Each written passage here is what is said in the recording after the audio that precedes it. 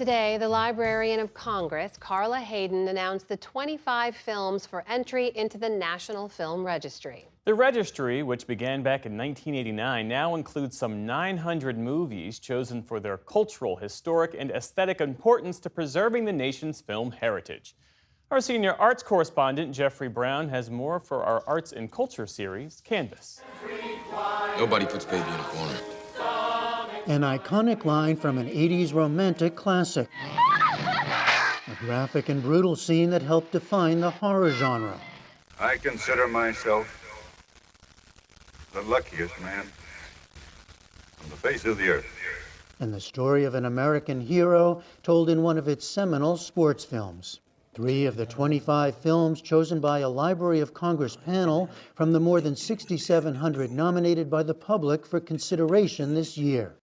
Led by University of Chicago Cinema Studies historian and Turner Classic Movies host Jacqueline Stewart, the panel worked to choose titles that demonstrate a wealth of films and genres.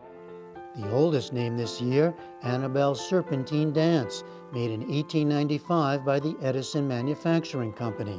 From the dawn of cinema, the silent short is one of a series of recordings of popular dances performed by dancer and actress Annabelle Moore.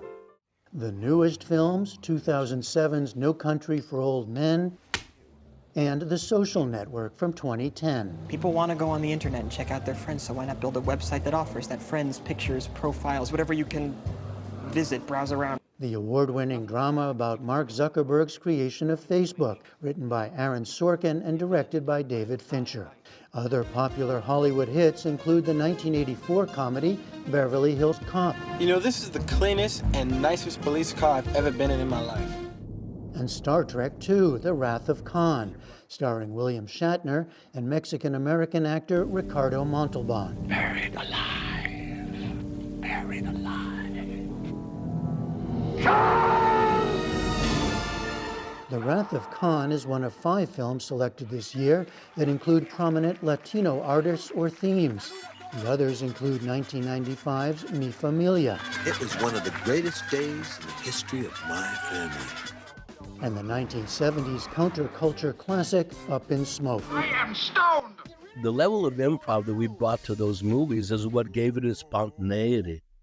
You know, and that's why people thought they were happening for the first time, because in many instances it was happening for the first time. The award-winning documentary Common Threads, Stories from the Quilt, is a heartbreaking record of the 1980s AIDS epidemic, told through the creation and exhibition of the AIDS Memorial Quilt on the National Mall. Several films selected were made by Black directors, including Compensation, Uptown Saturday Night, and Will from 1981, widely considered to be the first independent feature-length film directed by a Black woman, the trailblazing cinematographer and director Jessie Maple. Round.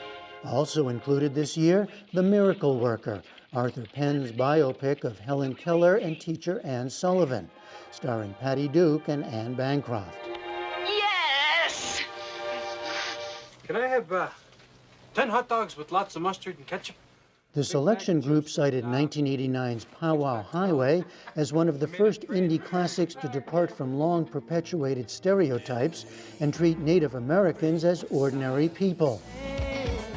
Have a favorite movie you think should be named to the Library of Congress's list in 2025?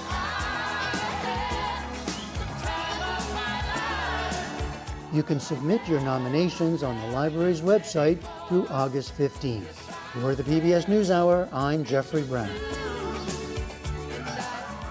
What would you nominate? I mean, I'm just glad to see Dirty Dancing made it. Finally. I gotta say, Coming to America. Oh, it's a good one, too. All right.